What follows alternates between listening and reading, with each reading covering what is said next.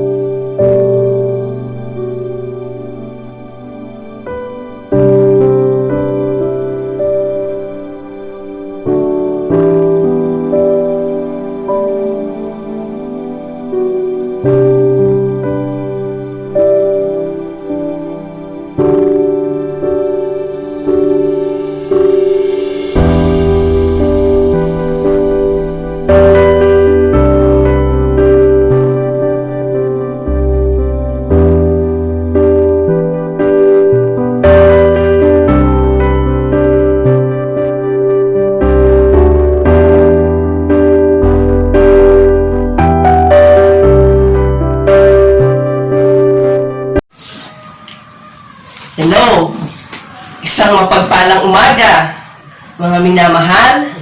Muli ay salo-salo tayo sa pag-aaral, pakikinig ng salita ng Diyos.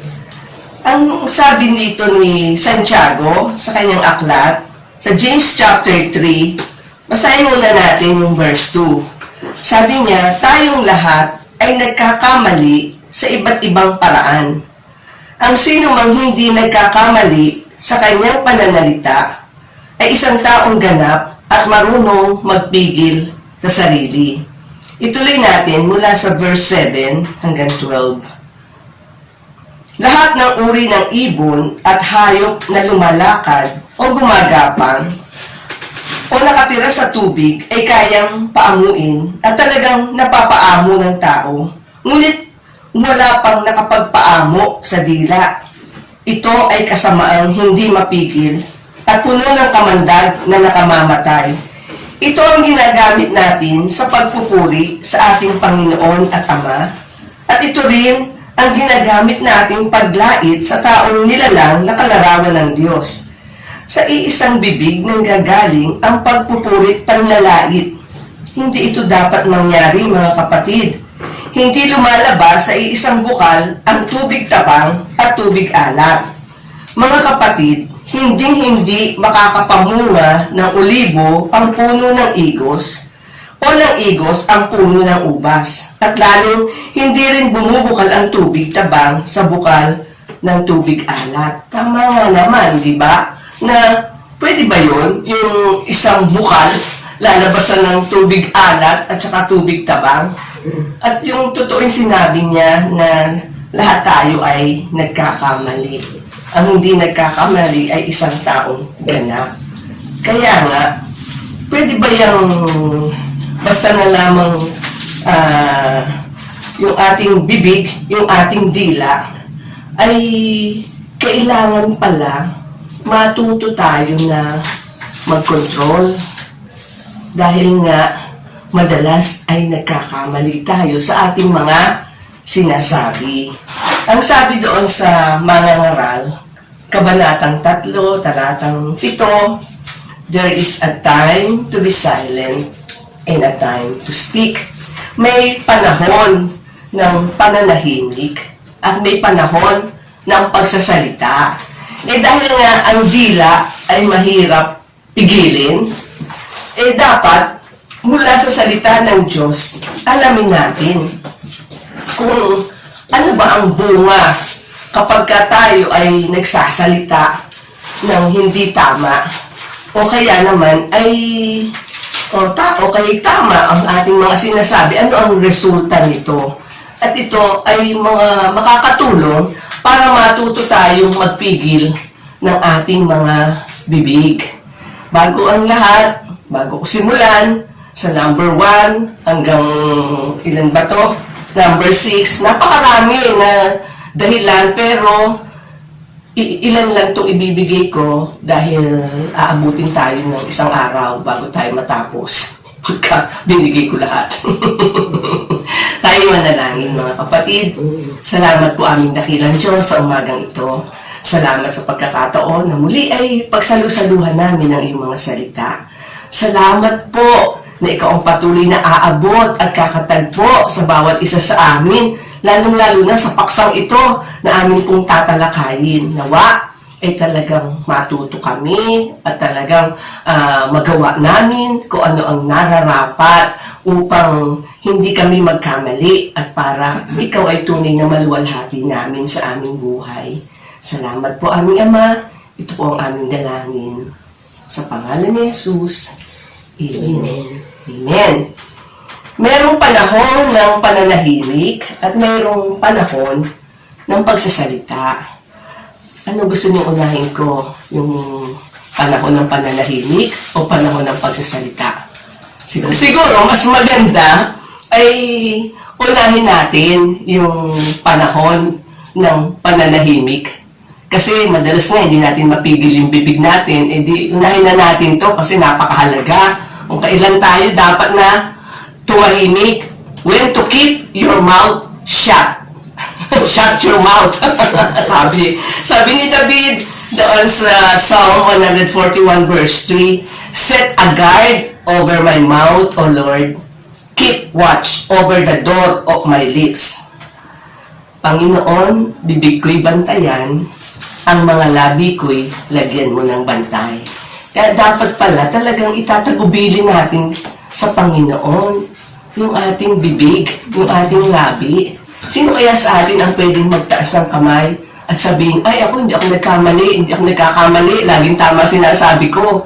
Meron ba? Ako inaamin ko, hindi ako palaging tama. Kaya nga importante na alam natin when to keep our mouth shut. Para hindi tayo masabihan ni Lord na, anak, shut your mouth naman. Dami-dami mo na sinabi, panay mali naman. Number 1, kailan ba dapat nating itikom yung bibig natin? Una, kapag tayo galit. Diba? Kapag kagalit tayo, ang dami-dami nating nasasabi na hindi natin dapat sabihin. Hindi tayo Siyempre, yung emosyon mo ang talagang nagte-take over. Kaya yung dila mo, sumasabay sa emosyon mo. Ano sabi dito sa Kawikaan Kabanatang 12, Talatang 18? Sabi, reckless words pierce like a sword. Yun daw matalas na pananalita ay sumusugat ng damdamin. Sumusugat ng damdamin pagka ang mga sinasabi mo ay, siyempre pag galit ka, alam nga namang galit ka, nagsasalita ka ng mahinahon, o kaya pinipili mo yung sasabihin mo. Galit ka eh. Kaya talagang bumubulwak sa bibig mo yung galit mo. Kumbaga, bahagi ng expression mo, yung sinasabi mo. Nakikita yon yung galit mo sa mga salita mo. Eh, sabi din ng Kawikaan sa Kabanatang 15, Talatang 1, ang malumanay na sagot, nakakapawi ng galit. Ngunit sa tugong marahas, puot ay hindi mawawaglit. Kaya yung kailangan talaga yung kahinahunan. Ngayon, kapag ka talagang galit ang isang tao, hindi niya talagang mapipigil yung bibig niya.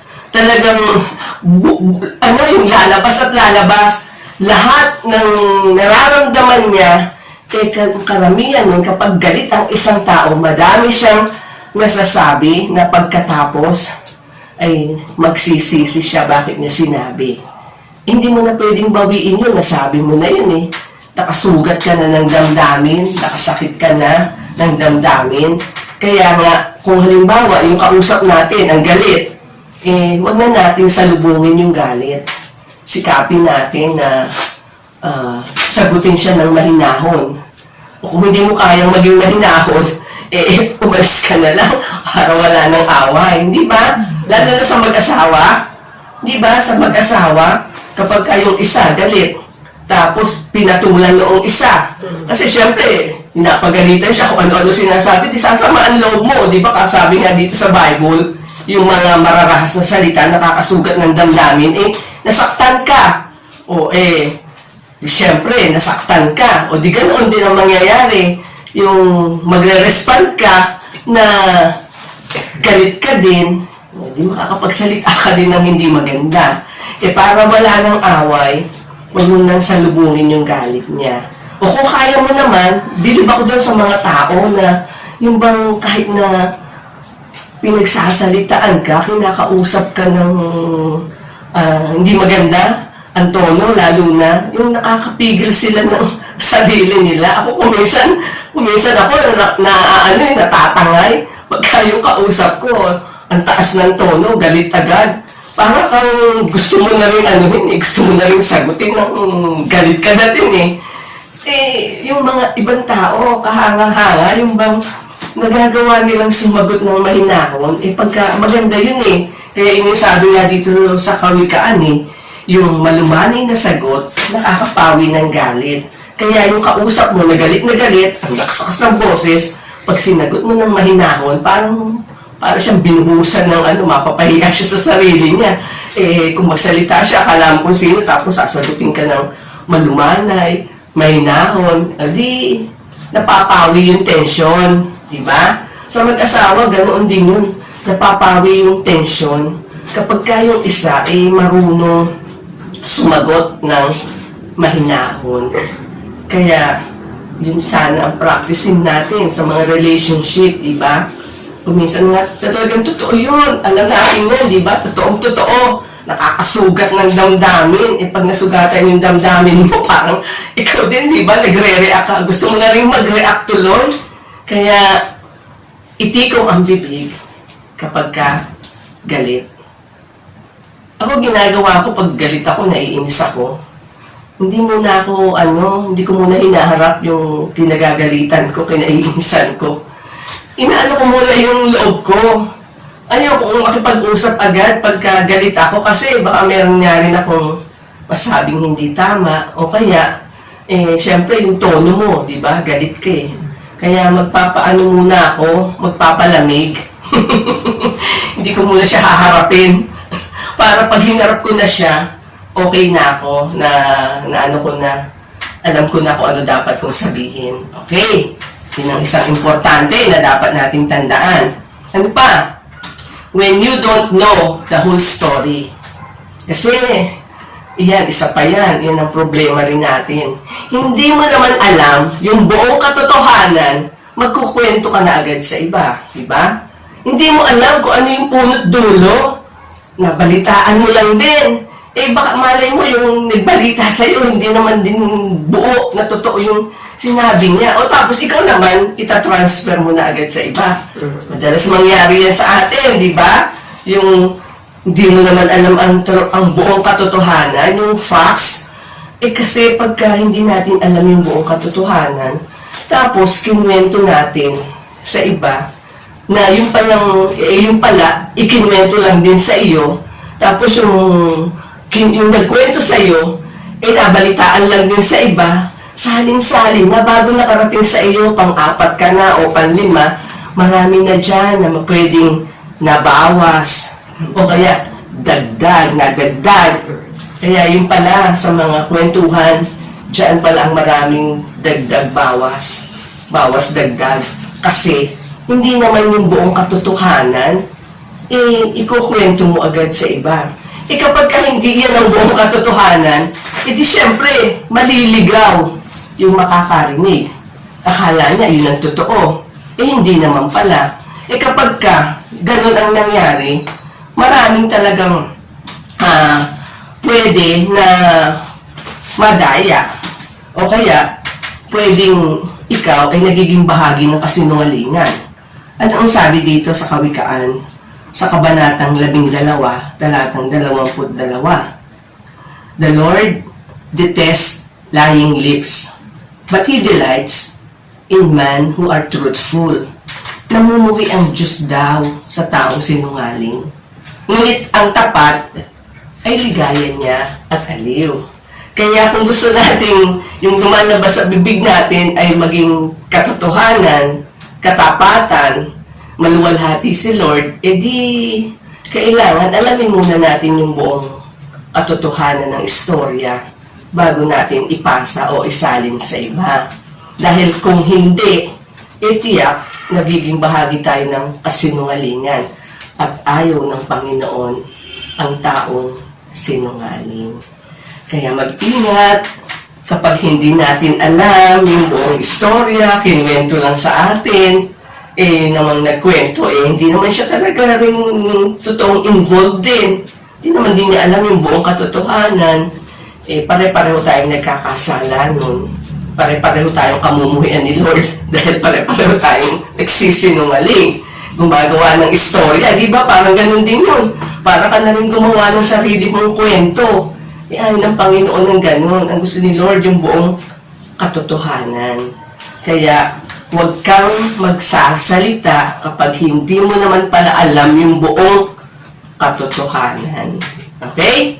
O kaya yung huwag kang sasagot na hindi mo naintindihan. Madalas tayo, ganun yung bang bigla na lang sasagot, hindi naman siya kasama sa usapan, tapos mali naman yung sagot niya. Kasi hindi naman niya naintindihan, sagot ng sagot.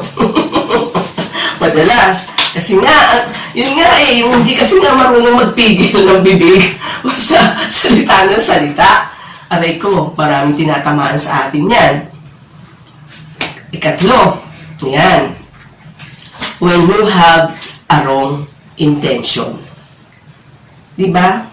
Yung alam mo, mali yung intention mo. Huwag mo nang ituloy. Huwag mo nang ituloy yung sasabihin mo kasi meron kang pinaplano na merong taong saktan. O kaya talagang may mga tao na gusto mong masugatan. Mali yun. Sabi dito sa Kawikaan, 10, talatang 18, whoever spreads slander is a fool. Yung daw naninira sa kanyang kapwa ay isang taong mangmang. Doon naman sa kabanatang 26 ng Proverbs din, verse 28, ang madayang salita ay nagpapahamak sa iba.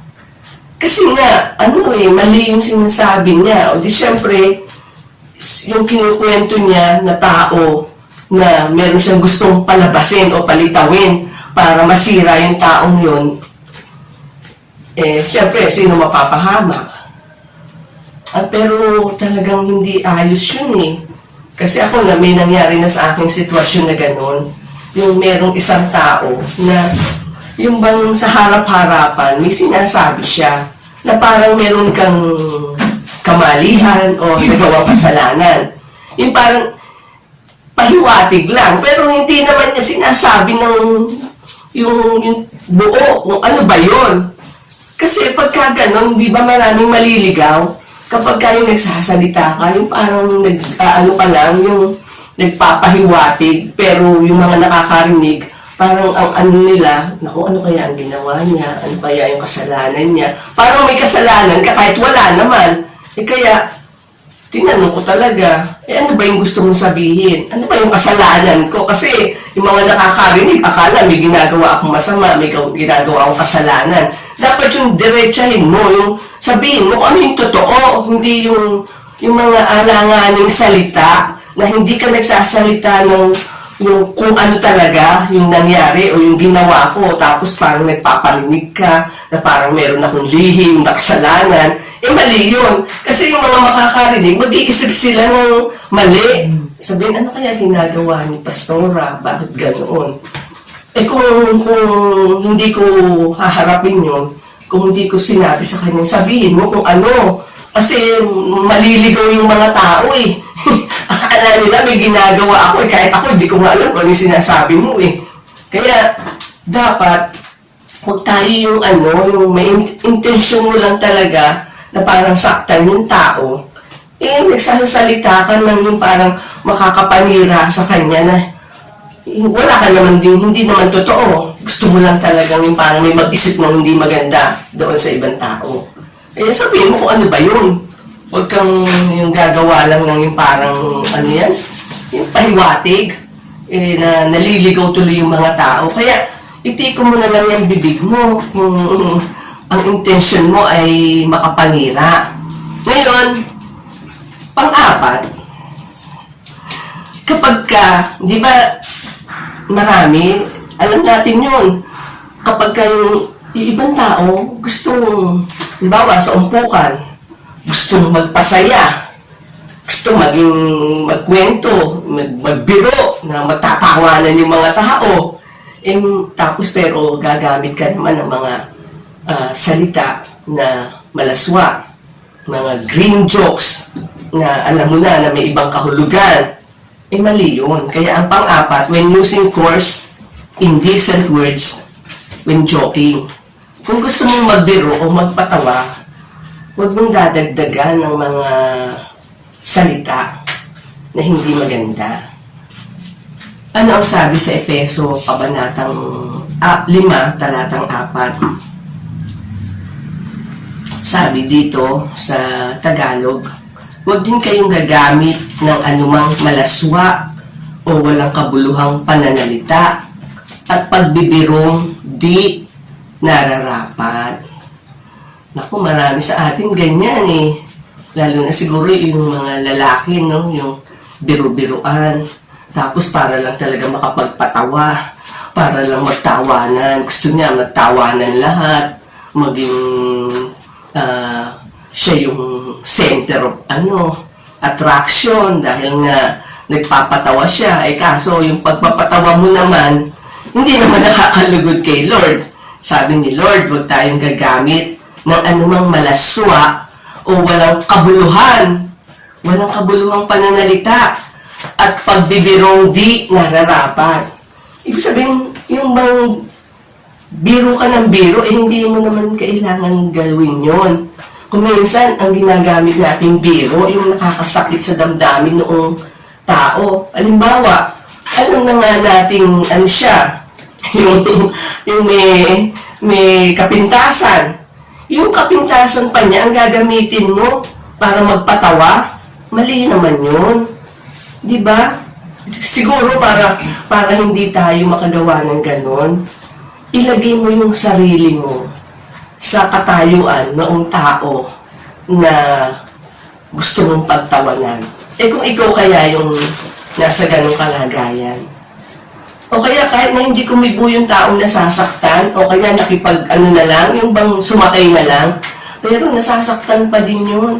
Kasi kapintasan niya, kahinaan niya, niya, yung tawag dito, yung kawalan niya ng kakayahan, gagamitin mo biro, gagamitin mo katatawanan. Kaya, pagka ganoon, sana itikom na lang ang bibig. Hindi bali nang huwag magtawanan. Huwag lang yung may pinagtatawanan na kapintasan ng ibang tao. Alam natin yun, diba? Familiar yun, yung mga ganoong sa umpukan. Yung tawanan tayo ng tawanan, pero ang pinagtatawanan natin yung kahinaan, kapintasan ng iba, maling gawain yun. Ayaw ni Lord ng ganoon. Bawal yon sa Panginoon. Tayo, kasi nga yun nga, yung bibig nga hindi mapigilan. Okay. Number 5. When you are not thinking before speaking. Marami sa atin din ganon. Yung taklesa ba? Takles. Hindi iniisip yung kanyang sasabihin. Ano sabi ng kawikaan? Sa Proverbs kasi madaming mga ganyan. Yung makikita mo tungkol sa dila, sa labi, yung pagsasalita. Sa Proverbs 12:18, parang katulad din nung kanina, reckless words pierce like a sword, but the tongue of the wise brings healing. Yung daw matalas na pananalita ay sumusugat ng damdamin, ngunit sa magandang pananalita, sakit ng loob ay gumagaling. Kaya nga, kung gusto natin na maging positive yung mga sinasabi natin, dapat mag-ingat nga tayo. Yung isipin mo muna, timbangin mo muna, katulad ng sabi dito sa Proverbs 15:28, Kawikaan 15:28, tinitimbang ng matuwid kung ano ang sasabihin, ngunit di na iniisip ng masama ang kanyang sasalitain. Yung hindi ka nag-iisip, salita ka ng salita, nakakasakit ka na pala ng damdamin. Eh, di ba alam natin, yung mga sinasabi, naririnig natin na mas mabuti pang sinaktan mo na lang ako, yung physical, di ba? Kaysa yung ginagawa mo, yung verbal abuse. Eh, yung physical kasi, kung minsan napapawi rin naman yung pasa, di ba? Maliban na lang kung talagang ginulpi ka ng todo-todo, na ano ka na, yung nabalga o ano. Pero kung halimbawa, sinugatan, nasaktan ka, yung pasa, yung sugat, gumagaling din yan eh. Physical, yung sakit na gawa ng pananakit sa iyo, sa katawan, nawawala din yan paglipas ng panahon. Nawala na yung pasa, nawala na yung sugat, pero yung sinabi sa iyong masakit, hindi mo yun makakalimutan. Maaaring pinatawad mo yung nagsalita sa iyo ng hindi maganda, pero alam mo yun, hindi mo makalimutan yung sinabi niya sa iyo. E di ang hirap nun, yung lagi mong naaalala, yung palaging may ebidensya. Kasi mahirap burahin sa isip yung masasakit na salita na tinanggap mo. Para ka nang nilait nun yung pagkatao mo. Kaya parang ang sakit naman nun. Kaya yun sana, yun, kailangan nating magpigil ng dila, ng bibig. Kapag ka yung gusto nating kausapin o sabihin ng isang tao, dapat tinitimbang mo muna yung mga sasabihin mo. Hindi ka basta salita ng salita. Kaya nga, ako din ganun gusto ko yung bago ko kausapin, yung bago ko harapin. Yung naanuhan na ako na malumanay na ako na ano tawag doon? Nahimasmasan na ako bago ko harapin yung taong gusto kong kausapin na sabihan. Dahil nga kapag pwede ako makapagsalita na hindi ko naman dapat sinabi. Maganda yung nakita kong abbreviation, itong think before you speak. Yung abbreviation ng salitang think. Yung letter T, is it true? Totoo ba yan? Isipin mo muna, totoo ba yung sasabihin mo? Baka naman, yun nga, hindi naman totoo yun, wag na lang. Letter H, is it helpful? Yung bang sasabihin mo, makakatulong? Makakatulong ba yan sa sitwasyon? Makakatulong ba sa kanya? Makakatulong ba sa pangkalahatan yung sasabihin mo? Letter I, is it important? Mahalaga ba? Mahalaga ba? Kung mahalaga, edi kailangan mo nga sabihin, no? Pero kung hindi naman kailangan, edi wag. And letter N, is it necessary? Dapat ba? Kailangan ba na masabi mo yan? Kasi baka naman hindi na di ba? Wag na lang. Is it necessary? And letter K, is it kind? Ibig sabihin, yung bang sasabihin mo, andoon ba yung talagang kindness? Sa Tagalog ba ng kind? Kabaitan. Kabaitan? Is it kind? Yung makakaano ba rin sa kanya? Makakapagpaliwanag ba ng isipan niya? Makakatulong ba yun sa nararamdaman niya? Is it kind? Kaya, yun nga, timbangin mo muna yung mga sasabihin mo bago ka magsalita. Para kadalasan nga, yung hindi tamang pananalita natin, nakakasugat ng damdamin. Tayo, ikaw, di ba? Alam natin kasi nakaka-relate tayo dito kasi hindi lamang yung para sa ibang tao, kundi ikaw mismo. Ilang beses mo na yung naranasan, yung nasaktan ka, nasugatan ka, maaaring hindi ka lang nga kumibo, maaaring hindi ka pumatol, pero alam mo yon kung ano ibig sabihin nun. yung mga masasakit na salita, yung mga salitang sumusugat ng damdamin, yung mga salitang yung parang pinapalitaw na masama ka, yung mga salitang ikinuwento ka sa iba na mali naman yung pagkakakwento nila, na hindi naman nila alam yung buong katotohanan, talagang hindi tama yun. Kaya nga maganda, ilagay mo yung sarili mo sa ibang tao bago ka magsalita para malaman mo kung ano ba ang pwedeng maramdaman ng iba sa sasabihin mo, sa ikukwento mo. Maluluwalhati ba ang Diyos? Matutuwa ba yung mga nakakarinig? O magiging masaya nga sila pero meron naman silang naiisip na malaswa, hindi maganda. Kaya timbangin ang mga sasabihin. Ngayon, ito yung pang-anim. When you have the tendency to control the conversation. Siguro, naintindihan din natin yun. May mga tao kasi na kapag sila na ang nagsalita, wala nang ibang pwedeng magsalita. Kontrolado niya yung usapan. Di ba kaya nga tayo, pagka may mga ganun, kakatinginan na lang pagka may nagsalita na alam mong ganoon siya. Di ba nagtitinginan na lang kayo, tapos parang sa loob-loob nyo, naku po, paano ko kaya ito mapipigilan, lalo na kung ikaw ang presider.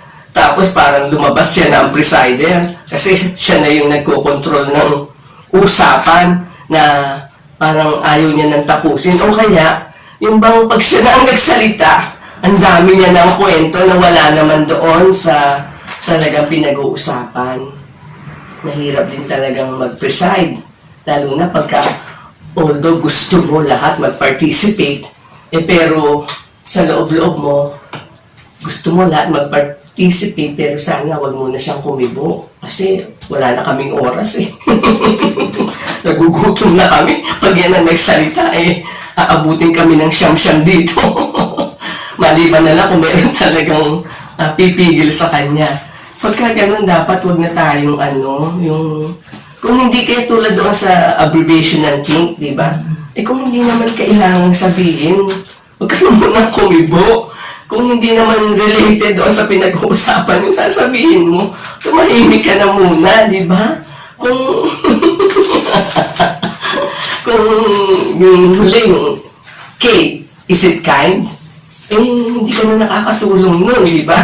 Kung hindi kailangan, kung hindi naman mahalaga, hindi ka nakakatulong. Kasi yung mga taong nakikinig sa iyo, yung mga kasama mo, gusto nang matapos yung meeting, yung usapan, nagugutom na, may mga importante pang gagawin, nahihiya lang na umalis o tumayo. Dahil nga, mapapahiya ka rin naman, di ba? Kaya sana, matuto tayo na magpigil ng ating bibig. Marami kasi hindi nila, yun ang isa pa sigurong problema, yung hindi tayo sensitive. Pero ako madali akong makahalata pagka yung mga kasama mo, yung parang hindi na mapakali, yung parang inip na. Pagka ganun, makakahalata ka na dapat, no? O kaya yung sumisingit na nga para lang ikaw matapos, kaso ayaw mong tumigil pa din. hindi mo mahalata na kaya sila sumisingit na para tumigil ka na.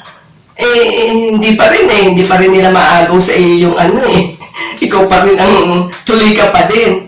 Kaya siguro kailangan maging sensitibo tayo. Sabi dito sa Kawikaan, Kabanatang 10, talatang 11, ang taong masalita ay malapit sa pagkakasala. Ngunit ang nagpipigil ng dila ay dunong ang pakilala. Totoo naman yun.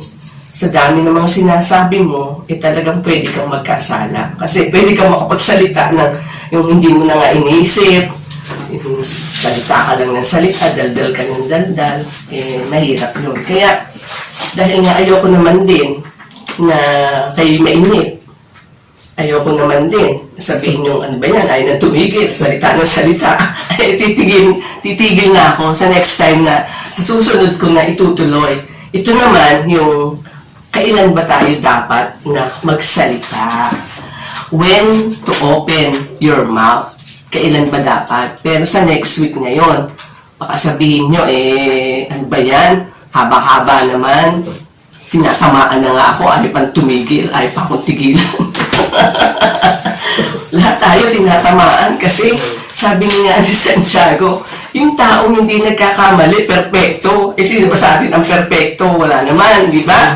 Lahat tayo nagkakasala, nagkakamali sa ating pananalita. Bakit nga ba ganun? Ito nga namang dila na to, iisa lang naman siya. Pero bakit ang lumalabas sa kanya, may lumalabas na maganda, may lumalabas na pangit, iisa lang yung dila.